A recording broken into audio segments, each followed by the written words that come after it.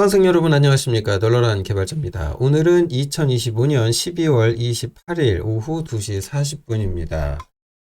현재 IT 엔지니어로 근무하시는 그런 분께서 메일을 저한테 좀 주셨어요. 이제 엔지니어라고 되어 있는데, 이게 어쨌든 이 부분에 대한 이제 정체성, 업무에 대해서 이제 조금 구체적으로 이야기를 할 필요가 있는데 그건 조금 이따 하기로 하고, 아무튼 이 업무 내용이 본인이 생각하셨던 것보다 현장 중심이었나 봐요.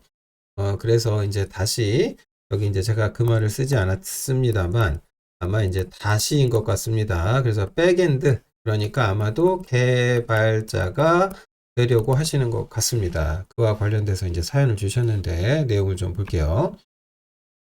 이제 현재 하고 있는 업무는 IT 엔지니어 업무라고 하셨습니다. 근데 사실 그 엔지니어 업무라고 하더라도 이게 이제 회사마다 차이가 있을 수 있겠죠. 그런데 이분께서 이제 근무를 해보니 하드웨어에 많이 치우쳤더라, 업무가. 그래서 이런 상황이다 보니까 자연스럽게 현장 위주로 업무를 하게 되더라. 진짜 몸으로 뛰어야 되더라, 라는 거예요. 그러니까 주로 하는 일의 핵심이 뭐냐면 결국은 이거더라. 시스템 모니터링 하는 게 중요하다라고 하셨는데 그 어휘를 그렇게 쓰시진 않았습니다만 아마도 이거겠죠. 헬스 체크일 겁니다. 그러니까 쉽게 말해서 이제 온 프레미스 환경에서 실제로 이제 하드웨어, 보통 이제 어떤 서버겠죠. 그럼 이 서버라는 것을 보통 이제 IDC라고 해갖고 이제 그 데이터 센터에다가 집어 넣잖아요. 그러면 하드웨어, 그러니까 컴퓨터 자체를 IDC에 집어넣어 놓고 이제 백본에 매우 빠른 네트워크 라인을 물려가지고 이제 서비스가 가능하도록 이렇게 하는 환경이라고 봐야 되겠죠. 물론 요즘은 이제 IDC에다가 여기에다가 이제 가상화 기술을 얹어가지고 서비스를 구성하기도 합니다만은 어찌됐건 중요한 거는 물리적으로 하드웨어 서버가 없으면 안 되는 겁니다. 뭐 당연히. 그러니까 하드웨어에다가 바로 어플리케이션을 올릴 것이냐, 아니면 가상화 시스템을 올리고 거기에 이제 컨테이너들을 올리는 방식으로 할 거냐, 뭐 이런 상태가 되겠죠. 근데 어찌됐건 지금 다니시고 계시는 회사에서는 직접 이 두 가지 영역을 통제하고 계신 모양이에요. 그러니까 고객사가 거기에다가 가상화 솔루션을 얹어서 뭘 하든지 뭐 어쩌든지 그거는 이제 알 바가 아닌 거죠. 그러니까 이제 중요한 건 뭐냐면은 이걸 담당해주는 업체라고 한다면 이 서버가 잘 작동하고 있는지 확인을 잘해야 되거든요. 그러면 사람이 이걸 주기적으로 얘가 잘 작동하고 있는지 모니터링 해야 되는데 그걸 헬스 체크라고 부르는 거고, 이 헬스라고, 그러니까 문제가 없다라고 그 판단을 내리는 요런 기준들이 있을 텐데 이게 기준이 사실은 제각각입니다. 그러니까 예를 들면은 어떤 백엔드 서버가 있어요. 그러면 와스에다가 이제 어떤 서버를 올려가지고 작동을 시키는데 이 서버가 제공하는 기능이 만약에 5가지 정도 제공한다. 그럼 예를 들면 자바로 개발했다 했을 때 그럼 아마도 이제 JVM 프로세스가 올라가 있을 거고 거기에 이제 자바로 작성된 어떤 어플리케이션이 작동 중일 거 아니에요? 그러면 장애가 났는지 안 났는지의 그 기준이라는 게 이 어플리케이션한테 직접 질의해가지고 5가지 기능에 대해서 잘 작동하고 있는지 확인해갖고 하나라도 문제가 없으면 문제가 없는 거라고 보겠다라는 걸 수도 있어요. 사실은 이런 기준은 어떻게 보면은 상당히 소프트웨어적인 거거든요. 근데 실제로 이제 아마존의 AWS 같은 곳에다가 여러분이 그 EC2 서버를 올려서 거기 어플리케이션 배포를 했다. 그래서 이제 어플리케이션 로드 밸런싱을 한다라든지 뭐 이런 기능을 적용하시게 되면은 결국은 그때 보면은 이런 기능 위주를 기준으로 얘가 헬스 상태가 어떠다라고 판단을 내리게 되어 있습니다. 그걸 가지고 밸런싱을 하도록 구성하게 되어 있죠. 그러니까 가상화 환경 위에서 이제 뭐 서비스가 작동하다 보니까, 그러니까 모니터링이라는 게 좀 조금 회사마다 그리고 환경마다 굉장히 다를 겁니다. 어찌됐건 뭐 자재 이런 하드웨어를 직접 만져야 되고 통제해야 되는 그런 업체라고 한다면은 시스템 모니터링이라고 하는 게 아무래도 이 하드웨어 자체에 여기에 이제 집중을 할 수밖에 없는 구조가 될 겁니다. 그러다 보니까 이게 문제가 어떻게 되냐면은 어떤 하드웨어가 있어요. 그럼 그 하드웨어가 있으면은 이게 뭐 서버가 뭐 하는 서버냐에 따라 다를 수 있겠습니다만 하다못해 무슨 라우터라고 할 수도 있겠고 아니면 방화벽이라고 할 수도 있겠고 뭐 이런 장치가 있다고 쳐봐요. 그러면은 이걸 IDC 센터에 가져가야 되는데 사실 라우터니 파이어월이니 이런 거는 어떤 의미에서 보면 소프트웨어적인 거고요. 상당수가. 그리고 이제 이런 스위치 장비들이 이제 하드웨어적인 것이 실제로 이게 제공이 돼야 뭐 될 거 아니에요? 그러니까 이게 웃긴 게 뭐냐면 얘도 좀 알고 얘도 좀 알고 네트워크도 좀 알면서 요거를 이제 관리해야 되다 보니까 자체 박스 관리라는 말이 나오게 되겠죠. 그 다음에 이 하드웨어를 뭐 사람이 손으로 들고 움직입니까? 네, 그건 아니죠. 그러다 보니까 자연스럽게 뭐 해야 돼요? 네, 그렇죠. 운전도 하셔야 돼요. 박스를 차에다 싣고 직접 쫓아가야 됩니다. 그리고 이제 하드웨어 설치를 한다라고 인스톨을 한다고 칩시다. 그러면은 기존에 어떤 네트워크 스위치가 있으면 그 스위치 뒤에다가 연결을 해야 되잖아요. 뭐 어떻게 탭핑 해가지고 뭐 따서 모니터링만 하는 경우가 될 수도 있고 뭐 다 좋은데 그 경우 어떤 경우를 하더라도 UTP 케이블을 제작해가지고 그 자리에서 포설하는 행위를 할 가능성이 생각보다 높죠. 네.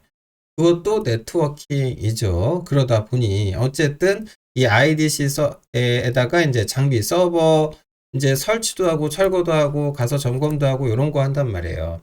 그래서 이제 나는 이제 IT 엔지니어로서라고 뭔가 한다 그러면은 이제 이분은 머릿속에 이제 클라우드 기반의 뭐 이런 걸 생각을 하셨던 것 같아요. 근데 솔직하게 말씀드리는데 이 클라우드 환경이 도입되고 나면은 사실은 요런 그 업무는 이제 컨테이너 관리에 해당되는 요런 것들은 개발자가 할 수 있어요, 충분히.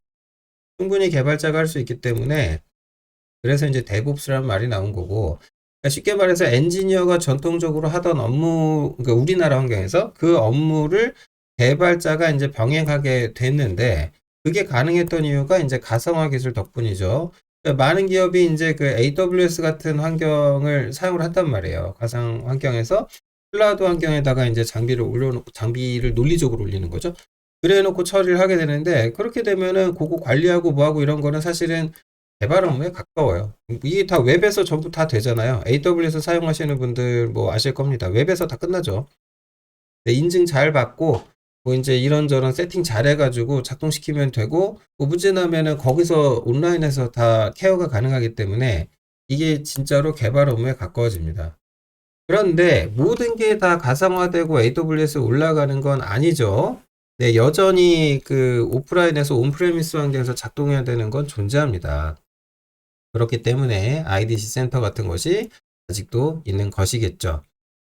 자, 그래서 이 부분에서 이제 좀 현장에서 실제로 뛰어야 한다는 부분이 좀 아쉬움으로 다가오셨던 것 같아요. 이런 거 위주로 하고 내가 생각했던 거하고는 좀 다르네?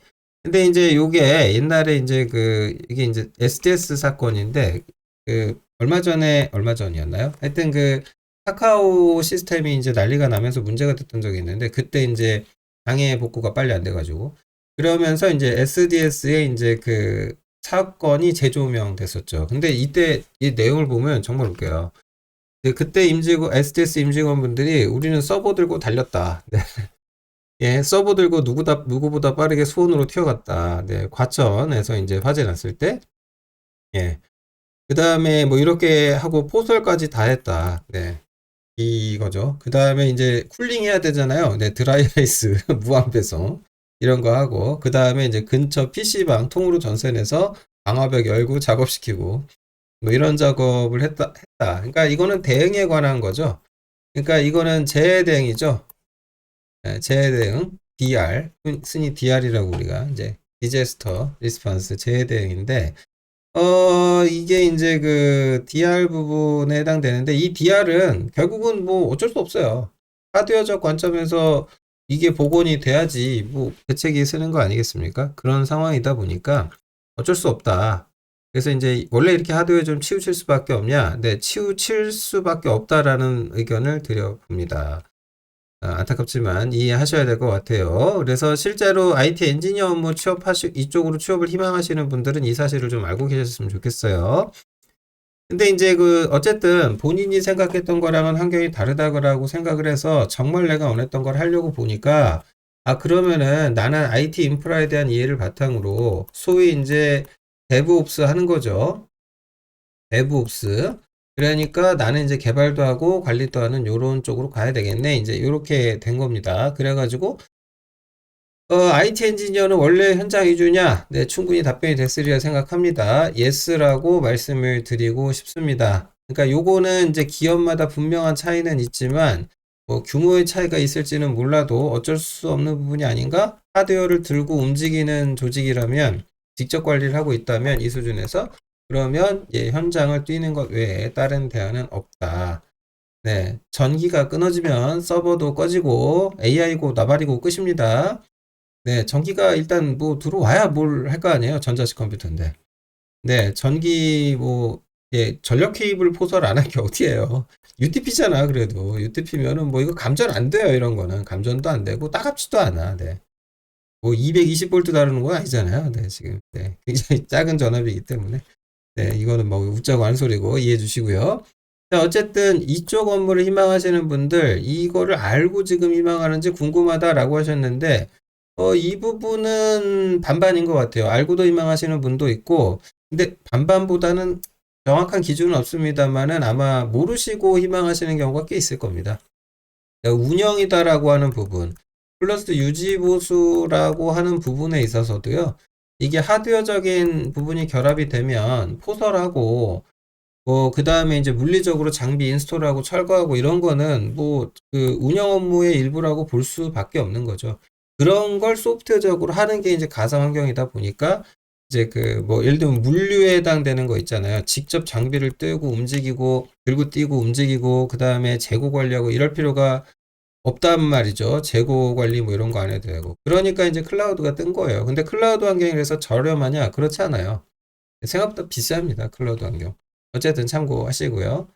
그리고 나서 결론은 이제 다시 백엔드 개발자 희망하신다고 하셨는데 나이가 지금 보니까 아직 20대신 것 같아요. 20대 후반 얘기하는 거 보니까.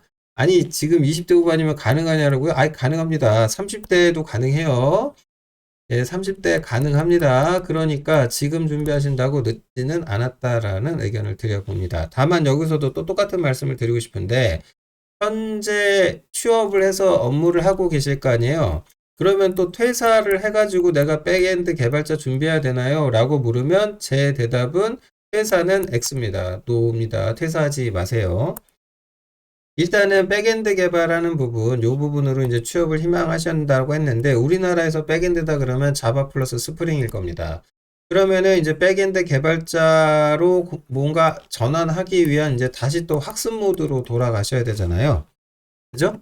그러면 이 학습이라고 하는 것을요, 저는 우선은 온라인으로 좀 해보시기 바랍니다. 뭐, 인프런 같은 데 가서 강의를 사시든지 하셔가지고, 여기서 보시고 다시 개발 준비를 하시는데, 업무랑 병행해서 해라. 업무랑 병행해서 하세요. 반드시 그렇게 해서 하시고, 물론 이제 본인이 그 넘치는 확신이 있다. 그러면 그만두고 퇴사하셔도 뭐, 안 될 거는 없어 보이는데, 그래도 저는 퇴사는 좀 미루시고, 네, 학습을 병행하시라. 적어도 몇 개월간은 그리 하시라라는 말씀을 드리고, 스스로 봤을 때 이게 일학습을 병행하는 것이 이게 이제 불가능하다라는 스스로의 판단이 서는 어느 시점이 오겠죠. 이때까지는 그냥 병행을 하시기 바랍니다. 아무튼 취업은 희망하는 대로 안 될 리는 없습니다. 근데 이제 제가 지금 내년에 하려는 것도 이거거든요. 취업을 희망하시는 분들께 최대한 어떤 형태로든 도움을 드리고자 이것도 이제 현실적인 도움을 좀 드리고 싶어요. 예, 그게 이제 기업한테도 좋고 개인한테도 좋아요. 기업은 맨날 사람 없다고 난리거든요.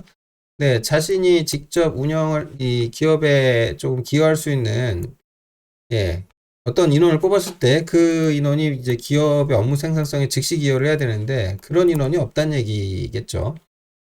대신에 또 이제 취업을 희망하시는 분들은 또 워라밸 생각하시고 본인의 꿈과 희망, 이상을 얘기하시잖아요. 그들 간에 어떤 간극이 있죠. 이 입장 차이를 좀 줄여드리는 게 그렇게 함으로써 제가 조금 기여할 수 있는 부분이 있지 않을까 그 점에서 하여튼 그런 부분들에 대한 얘기를 좀 현실적으로 도움을 좀 드리고자 합니다. 아무튼 결론 취업 가능하냐? 됩니다. 지금 준비하셨다고 늦는 건 없어요. 다만 이제 이런 부분에 문제는 있다. 일단 지금 뭐 학습 수준을 말씀을 해주신 게 없어서 CS 문해력이라고 할까요? 아니면 CS 이론에 대한 어떤 베이스? 이 부분이 얼마나 잘 갖춰져 있느냐에 따라서 준비 기간이 천차만별이 될 겁니다. 그리고 이런 부분들이 어느 정도 갖춰졌다고 했을 때 이제 자바라고 하는 프로그래밍 언어만 3개월 이상 배울 생각 하시고요. 그다음 그런 부분들에 대해서 이제 OOP 얘기를 조금 깊이 있게 조금 공부하신 다음에 그리고 나서 이제 스프링으로 넘어가 주신다면은 제가 보기에는 뭐 이쪽 부분에서 또 한 3개월 시간 쓰시고 뭐 이제 이 안에 이제 DB도 배우셔야 되고 뭐 여러 개 하셔야 되겠죠? 그 또다시 3개월을 쓰셔야 되는데 어디다가 쓰셔야 되냐? 요때 요거는 프로젝트에 쓰시는 겁니다. 프로젝트에. 그래서 이때 포트폴리오 제대로 만드셔야 돼요. 그러니까 CS 관련된 부분의 내용들을 빼고 일정 수준, 여기서 일정 수준이라고 제가 말씀드렸습니다. 이게 사실 천차만별이에요. 근데 어쨌든 제가 생각하는 기준의 CS 이해도가 어느 단계까지 도달했다는 전제를 두고 그리고 나서 나머지에만 9개월을 쓸 생각을 하시기 바랍니다. 근데 여기서 또 일학습 병행을 하시잖아요? 그러면은 당연히 9개월 이상이 소요될 겁니다. 그러면 최소 1년은 잡으시라는 말씀을 드리고 싶습니다. 최소 1년을 잡으시기 바랍니다. 최소 1년. 최소 1년을 생각을 하시고, 그리고 나서 이제 어떻게 하실 것인지 조금 다시 한번 생각하시면 어떨까. 그런 의견을 드려봅니다. 자, 한 해가 저물어 가고 있는데, 뭐, 한 해라고 하는 마디가 있습니다만, 사실 자연에는 마디가 없죠. 우리의 일상은 연속된 스트리밍 서비스 같습니다. 그냥 끊김없이 지속되는 거고, 뭐, 아무튼, 네, 뭐, 언젠가 우리 인생도 종방할 날이 오겠죠. 네, 뭐, 저도, 제가 어쩌면 여러분들보다는 조금, 네, 빠르게, 네, 좀 늙었으니까, 뭐, 그럴 수도 있을 것 같긴 한데, 네, 아무튼요, 뭔가 이렇게 딱 끊어가지고 굳이 생각하지 마셨으면 좋겠다. 그리고 이제 나이에 너무 연연해 하지 않으셔도 좋을 것 같은 게, 이게 이제 기업 관점에서 보시면은 결국은 이제 우리 기업에 당장 업무에 도움을 줄 수 있는 사람이다라고 하면은 나이가 결격 사유가 되지 않을 정도로만 되면 돼요. 네, 그 정도면 된다. 그래서 제가 봤을 때 지금 여유가 충분히 있으니 그걸 잘 활용하셔가지고 잘 쓰셔갖고 시간을. 그래서 좀 좋은 결과 있으셨으면 좋겠다라는 말씀 드리면서 네, 영상 마치도록 하겠습니다. 고맙습니다.